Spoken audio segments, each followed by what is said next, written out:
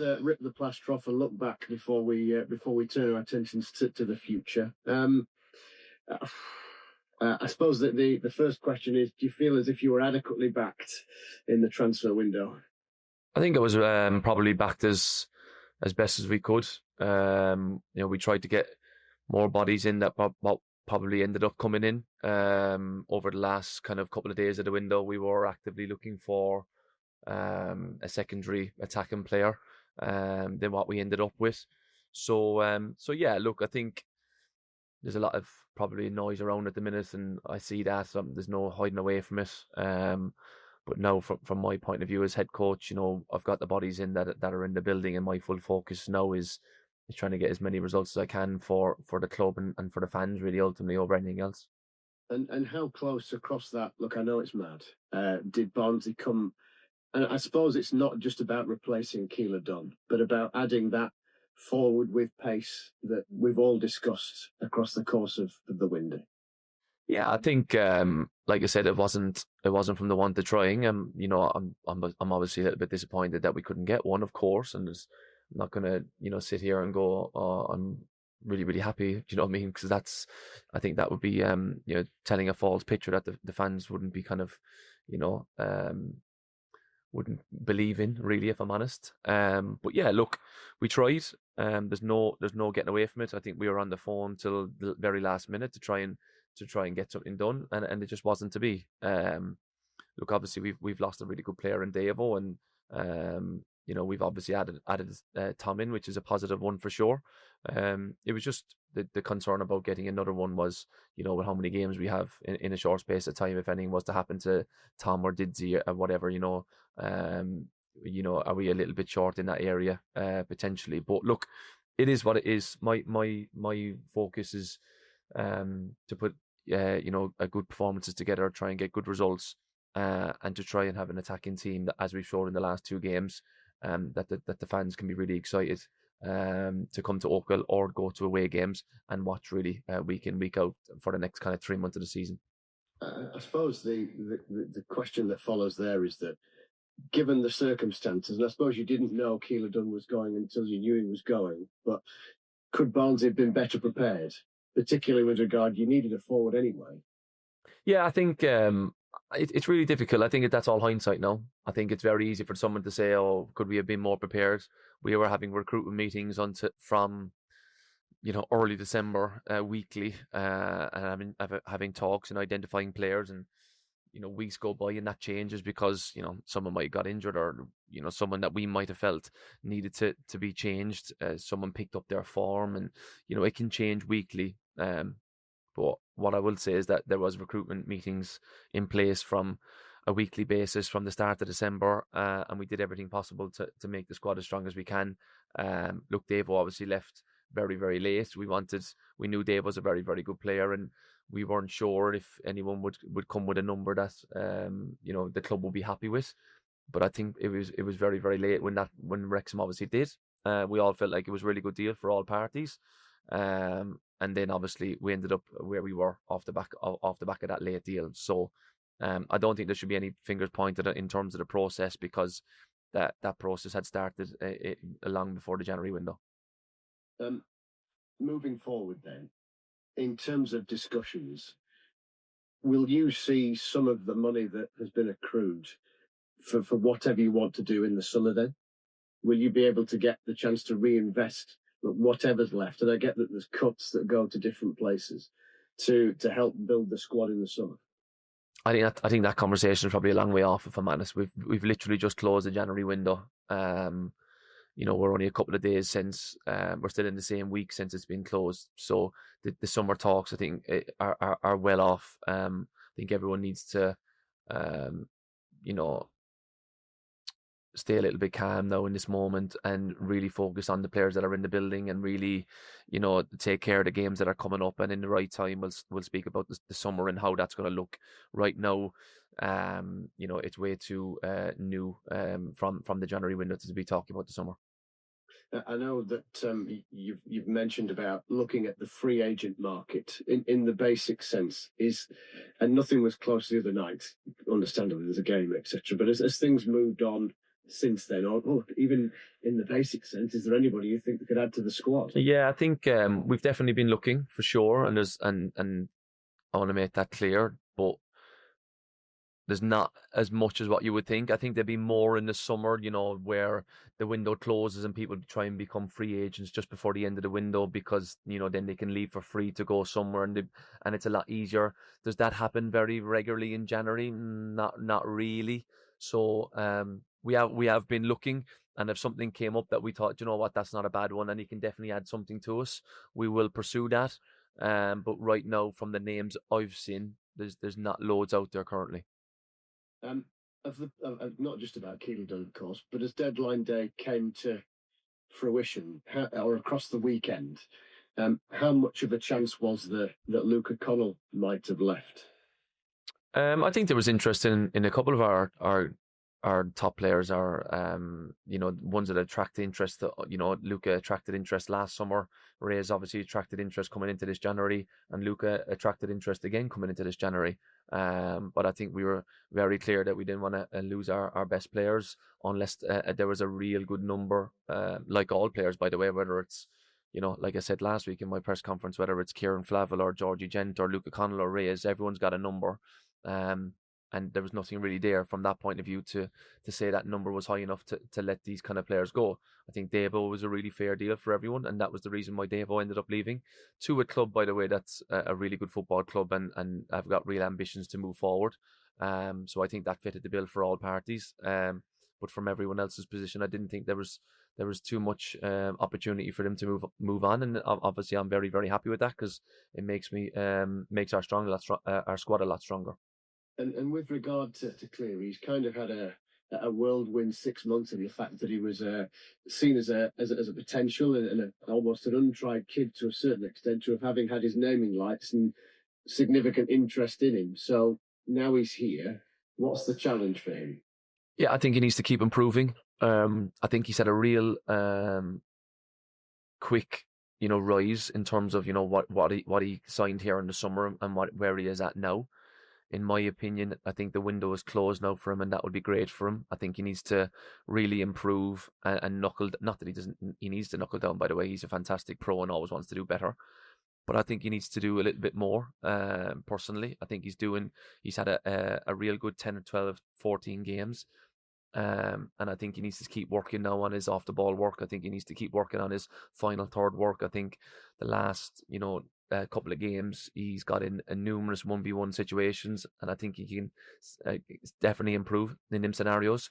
So yeah, I think he's got loads of work to do. I think we're very fortunate to have him. He's got a head coach that wants to push him, and he won't mind me saying this, but I want to have a conversation with him this morning about where he can improve and get better already. And he already knows that because I texted him on his day off for him to realise that I want to have a conversation with him this morning. And he's got a head coach that wants to improve him constantly and keep pushing him to get better and better. And he needs to get back to the level that I know he was capable of probably 3 or 4 games ago. And hopefully now that the window is closed, we'll see that level come through again. How much, in the general sense, do you feel as though you're fighting expectations here? Because the fan base isn't happy that they've just seen one of the good players get moved on, and there was a strong negative reaction to that. Yeah, look, the fans are entitled to voice their opinions on whatever scenario, whether it's about me, players, transfer windows, anything. They can voice their opinion on anything. My focus is on the players and to try and get results for the fans to keep them happy. I've got a real fondness towards them. They've always backed me. They've always supported me in good runs, in not so good runs, in the process that the club is in. I think the fans are realizing more and more now the process that we're in. And I think they very well know the work that I'm putting into these players to try and improve them and get results. And if they want to voice their opinions about anything, whatever that may be, from very small scenarios to what they feel as big scenarios, it's completely their entitlement to do that. Yeah, well, I suppose the big scenario is the accusation that Barnsley kind of traded away the second half of the season. So what's your response to that, and how do you make sure, prove to them perhaps that they haven't? I think the only way I can prove it is by trying to get as many positive results as we can. I think we've had a season where we've really grown some young players and made some fantastic assets for the club in names that we already know and we've touched on in many times. Are we playing really good football at the minute in the last couple of games? In my opinion, yes, a real attacking football, and I want that to continue. Can we clean up on our goals conceded? Absolutely, we've gone through that loads of times. So yeah, I think there's always things to address, things to get better on, and it's up to me to kind of get as many results as we can to try and make this last 3 months of the season or so as that we're in now as positive as we can for everyone at the club, by the way.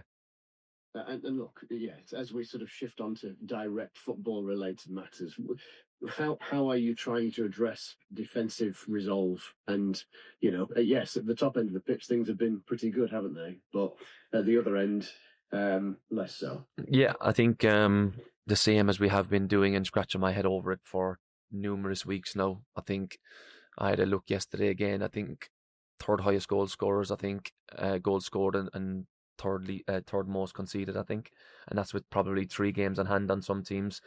So we could easily become the most scored and the least and the most conceded. So really scratching my head over it. Got to be honest, we've done so much work in it, and I think our attacking play is really, really good. I think on Tuesday night, it's the most chances we've created in a game. We've scored 5 goals in the last 2 games when we've moved back to back 4 and wingers. I've much preferred watching us over the last 2 games than I had in the previous 3, even though it was a very poor performance against Cardiff. We beat Blackpool, but I didn't really like watching it. We got a draw against Reading, but I didn't really like watching it. But I can safely say the last 2 games I've really enjoyed watching the attacking intent from both wingers and playing the way that I want to see my team play. So yeah, constant battle from any head coach. You ask any head coach in the country, they'll be trying to scratch their head about some scenario that they're trying to improve on, and it's no different for me. And all the while this is going on in the background, Bolton away is on the horizon. Look, a significant challenge. They're doing well, aren't they, Bolton, right now? Yeah, really good team. I really like Shuey. I think he's a really good guy. I think he tries to play the game in a really good way. He's got a real attacking way of playing with 2 wingers himself. He's gone back to that over the last couple of games. It felt like they were in a little bit of a scenario with us. 5-6 games ago, he went to a back 5 for a couple of games, and now he's gone back to wingers again. Obviously brought Corey back at Taylor in and Rob Apter in. I've obviously played with Corey at Derby, really good player. But yeah, I really like the way he goes about his business. And like I said, the last couple of times I've come across Shuey, I think he's a really good guy as well. How is Tom Bradshaw in terms of being ready and available and being involved? Yeah, he's worked all week. No issues whatsoever. Chomping at the bit, ready to go. He's had a couple of individual sessions this week because obviously we had a game Tuesday, and obviously and fitting his individual work in and around that he wasn't obviously registered in time to be available, but he's trained all week and available for selection, which is a big positive for us. Yeah, and one thing, look, he may not have pace, but he is good, very good, sort of 10 to 15 yards from goal. That's his sort of stock in trade. Yeah, I think so. I think there was a couple of moments the other night when the ball flashed across the goal, and I thought if Tom was on the pitch there, he could have a tap in. I can remember one definitely with Didsy. He crossed it in the first half in front of the Ponty end, and it flashed across the goal. And if you've a number 9 in the middle of the goal there, he probably taps that in. So yeah, look, he's someone that's going to be kind of a fox in the box type, and really leading the line and being at the vocal point of our attacking intent in and around the box, and he's going to be a positive addition for us. How difficult, as we sort of lurch into team news, is it going to be to sort of manage here? Because numbers in that area are short. You're dealing with senior footballers now, and keeping everybody fit for what was already, because I know we've talked about it, very demanding second half of the season. Yeah, I think over this next 5 games now, I think we go Bolton, Stevenage Tuesday, Peterborough game Tuesday night, and then Huddersfield on the Saturday, or is it AFC Wimbledon and Peterborough, one way or the other. And there's going to be team sheets that come out and go, fans are going to go, why isn't he playing? It's because they need a rest, So if you see people, not playing that maybe should be playing, people need to realise that our load is ridiculously high, and 1 or 2 players that I may feel like are better players in house, everyone's going to need a game out. So whether that's a midfielder, defender, attacker, and accept and realise that the team sheet is the team sheet, because we've got so many games on the horizon and in front of us, that there's going to be a game or two where some people are just going to have to sit out because it's the best thing for them, or else they're going to literally burn out. And just final question for me, just in terms of injury, between the Northampton game and looking ahead to Bolton, is everybody okay? Yeah, we've been very fortunate from that point of view. Everyone's in a really good position. Everyone's in a really good spot. And everyone should be fit and available for the weekend. Brilliant. Best of luck. Thank you. Cheers. Thanks. Hi, Conor. Hi, Leon. Okay. Yeah, all good, pal. Yeah, I was just sort of thinking, obviously, look at the league position, and people say, mid-table, whatever, but if you're looking forward to the summer, it's going to be a big summer recruitment, trying to attract players. You've got to do as well as you can, haven't you? That's another part of it. Do as well as you can. Potentially signings look at it and think, oh, yeah, this is a place to come. Absolutely, yeah, for sure. I think we need to try and finish as high as we can and win as many games as we can, as I've touched on, between now and end of the season, to try and get people to obviously to know that this is the place for them. I think, look, we've got clear evidence, though, at the same time, Leon, wherever we finish, that we develop players here and we give them a platform to play. And I think that's going to be in clear evidence now when we go into the summer.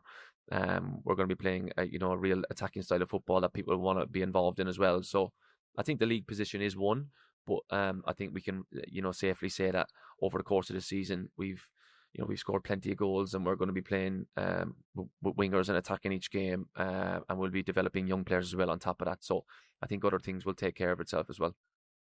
You spoke a few weeks ago about the club fans having to realise you're not a powerhouse in this division anymore. I mean, ultimately, fans will have aspirations that the club will get back to the Championship at some point.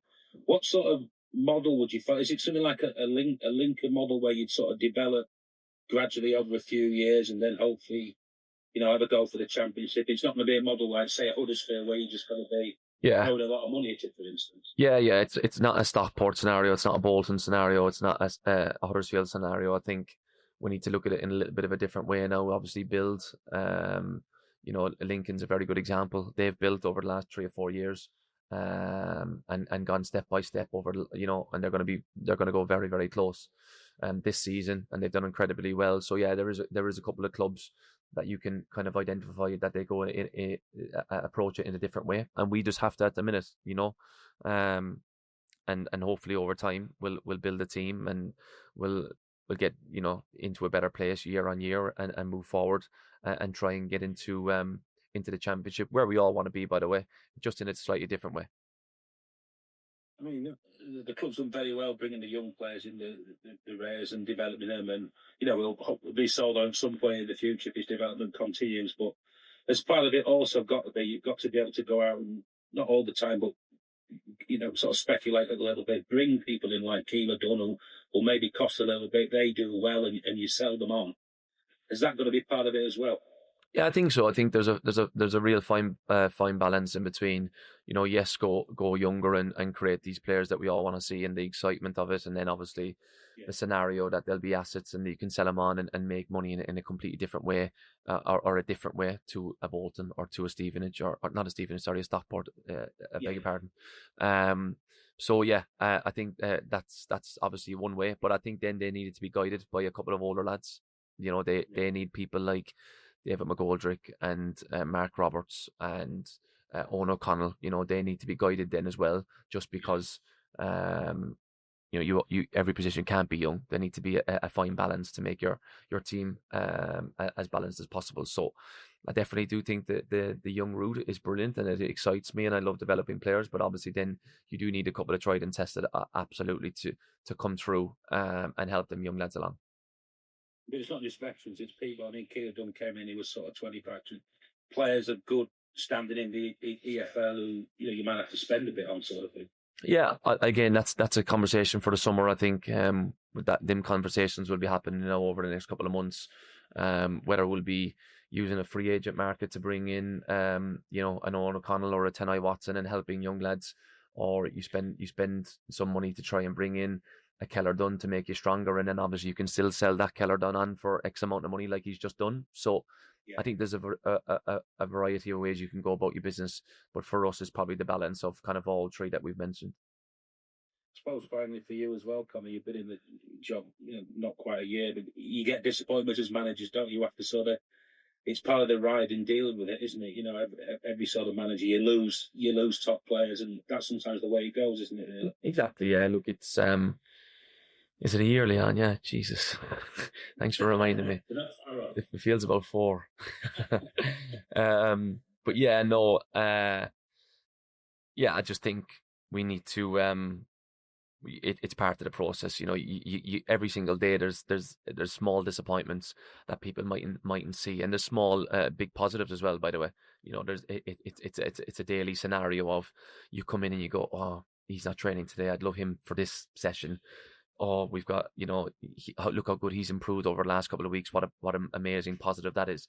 So it's a constant up and down scenario, and as I always try and be very, very emotionally in control and nice and calm and try and deal with every scenario that comes my way in the best way possible. As long as you still love it. Yeah, of course. You can't be it when you get a positive result. You know, like we did against Stevenage, for example, last week. You know, makes it all worth it.